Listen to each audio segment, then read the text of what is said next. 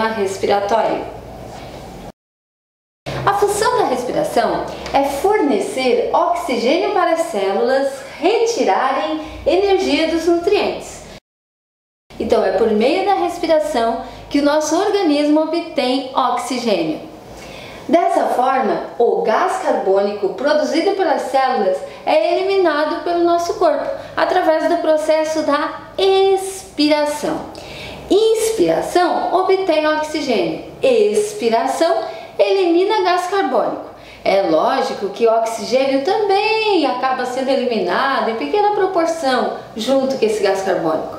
Porém, a grande maioria é absorvida pelo nosso corpo.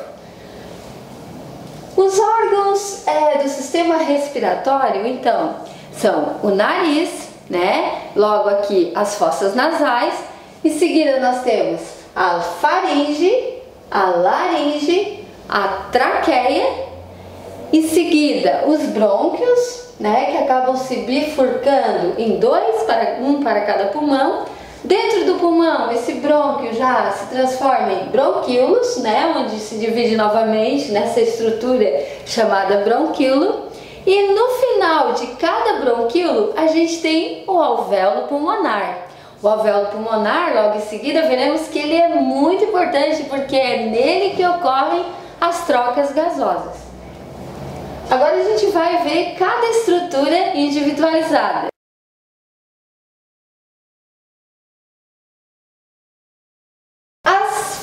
Nasais, ou cavidade nasal, popular, nariz. Bom, o nariz é o órgão onde inicia a respiração. Então, inicia todo o processo de respiração. O nariz, ele tem internamente uma mucosa responsável pela produção de muco. Então, é uma membrana mucosa que acaba produzindo um muco que vai servir para nós de auxílio, porque toda bactéria, toda poeira, toda sujeira de um ambiente vão acabar ficando presos nesse muco. Além do muco, nas fossas nasais, no nariz, a gente também tem os cílios, que seriam os pelos, né, na parte interna do nariz, que tem a função aí de filtrar e também reter essas partículas de poeira. Tá? Dessa forma, o nariz, a cavidade nasal, ela é responsável em filtrar, umedecer e também aquecer o ar que vai entrar nos nossos pulmões, tá? Então, olha, percebam bem que a função do nariz não é apenas filtrar, né? Então, a função dele também é aquecer e umedecer o ar. É interessante saber que o ar ele precisa ser úmido para que ele seja melhor absorvido. Aí a gente vê também a umidade do ar. Um local em que o ar está mais seco, ao respirar a gente sente uma ardência na cavidade nasal, né? Dependendo do grau dessa umidade do ar, desse ambiente seco, tal, a gente vai sentir uma maior ardência na respiração.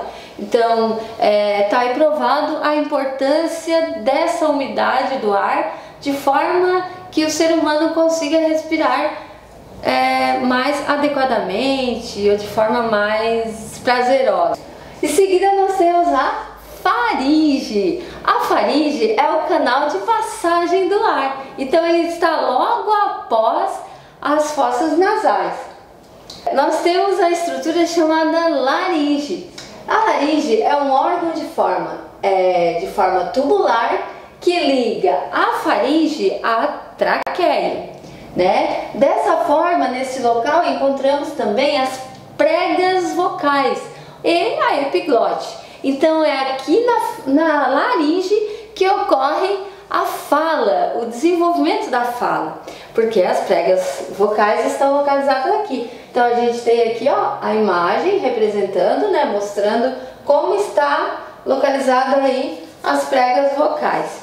E a epiglote. Lembra que a gente falou da epiglote quando a gente estudou o sistema digestório? Então, o sistema digestório, ele utiliza da epiglote no momento em que a gente vai deglutir o alimento, ou seja, quando a gente vai engolir, né? E aí a epiglote ela é uma válvula, uma estrutura, na verdade, que acaba trancando esse canal aí da laringe quando o alimento é engolido. Porém, no momento da respiração, a epiglote ela tranca o canal do esôfago, permitindo que o ar passe para a laringe e entre na traqueia, nos brônquios e chegue até os alvéolos pulmonares ali dentro do pulmão, né? Então a epiglote ela tem uma função muito especial nesse caso. Aqui na imagem a gente percebe, né, a epiglote representada, né? Então aqui ela se fecha quando o alimento vai passar e no momento que o ar passa, a epiglote permanece aberta, então ela vai trancar o canal lá do esôfago. As cordas vocais, né, aqui localizadas, então o ar é que acaba produzindo esse som para que a gente consiga desenvolver aí a nossa fala, a nossa fonética.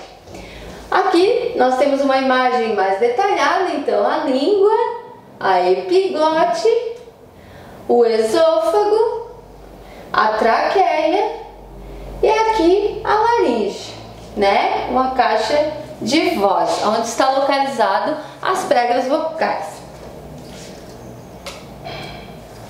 Aqui o desenho, novamente, para a gente verificar toda a estrutura, né? Todos os órgãos, então a cavidade nasal, a faringe, a epiglote. Aqui nós temos a laringe, a traqueia. Em seguida, os dois pulmões, né? O pulmão é um órgão revestido pela pleura, né? Então nós temos uma pleura mais externa, onde ela tem contato com os músculos intercostais e os músculos ali mais próximos do pulmão, e tem a pleura de revestimento interno, que aí ela está localizada assim nas paredes aí do pulmão, certo? E entre essas duas camadas da pleura, a gente possui ali um líquido, uma mucosa que ajuda no impacto do pulmão. Então no momento que ocorre a inspiração, o pulmão cheio de ar, não tem o contato direto aí, não vai bater, esbarrar nos músculos intercostais ou na própria costela. Então a gente tem aí uma proteção natural do nosso organismo. Bom, continuando então, os brônquios, né, aqui, depois as bifurcações, onde formam-se aqui os bronquíolos, e logo no final dos bronquíolos, aqui representado numa figura maior, o alvéolo pulmonar. Notem que o alvéolo pulmonar aqui, ó, seriam como pequenos cachos de uva, uma estrutura bastante vascularizada. Então o alvéolo pulmonar ele tem bastante vasos sanguíneos, mais precisamente os capilares, que são vasos mais finos. Ele sendo dessa forma totalmente irrigado para que ocorra maior troca gasosa. Continuando, a gente tem aqui a traqueia, né? Nós acabamos de falar aí da laringe e agora vamos falar um pouquinho da traqueia. A traqueia é formada por anéis cartilaginosos, toda revestida internamente por uma membrana mucosa e também por cílios. Então, assim que o ar é umedecido nas fossas nasais, ele desce pelas estruturas da laringe, faringe, e aí nós temos a traqueia, que seria essa estrutura, né, cartilaginosa, revestida aí internamente por um muco, que também serve aí de caminho para a passagem do ar. Em seguida, passando da traqueia, nós temos os brônquios, que aí é a bifurcação para chegar nos pulmões. Os brônquios são ramificações dessa traqueia, onde penetram nos pulmões, formando os bronquíolos, que transportam o ar ao alvéolo pulmonar. Chegando aí no alvéolo pulmonar, uma imagem bem ampliada, a gente percebe que eles são responsáveis pela hematose. Os alvéolos pulmonares são pequenos sacos cheios de ar, cujas paredes são formadas por uma única camada de células epiteliais achatadas. Então você percebe esse achatamento das células epiteliais. E aí isso tudo vai favorecer as trocas gasosas. Cada pulmão tem cerca de 150 milhões de alvéolos pulmonares. É um número bastante grande, né? Tanto que no momento da nossa respiração, o oxigênio chega nas nossas células em questões de segundos. O processo todo ele é muito rápido. Mostra aí a eficiência dos alvéolos pulmonares. O pulmão é um órgão esponjoso que situa-se dentro da caixa torácica, protegido pelas costelas, né? E aí nós temos na porção final os bronquíolos, que estão localizados cerca de 50 milhões de alvéolos pulmonares. Os pulmões, nós podemos perceber que o pulmão do lado esquerdo ele é um pouco menor, devido ao encaixe que o coração tem ali no meio dele. O coração está localizado na região do mediastino. Fisiologia da respiração. Você já percebeu que o seu tórax e seu abdômen se movimentam quando você respira? Então, seu tórax se abre quando o pulmão enche de ar e se fecha quando o pulmão esvazia. Esse movimento é chamado de ventilação e pode ocorrer de duas formas, na forma de expiração ou inspiração. A inspiração é o momento em que o ar entra nos pulmões. Então, nesse momento, quando o ar entra nos pulmões, ele envolve os músculos do diafragma e os músculos intercostais. Aí, também toda a caixa torácica. Nesse momento de inspiração, percebe-se que a caixa torácica se expande, né? O músculo intercostais e o diafragma acabam se contraindo, dessa forma o pulmão enche de ar. Quando o diafragma relaxa, os músculos intercostais também relaxam e a caixa torácica se contrai, aí nós temos a saída do ar, que aí a gente chama de expiração. Estão vendo? Dois processos bem diferentes. Esses movimentos de inspiração e expiração, eles são involuntários, porém a intensidade deles, o respirar mais forte, mais devagar, depende da gente. A gente pode controlar de forma bem natural, tá? Agora a gente vai ver um pouquinho as doenças relacionadas ao sistema respiratório. As principais doenças são gripes e resfriados, pneumonia, tuberculose, asma, bronquite e enfisema.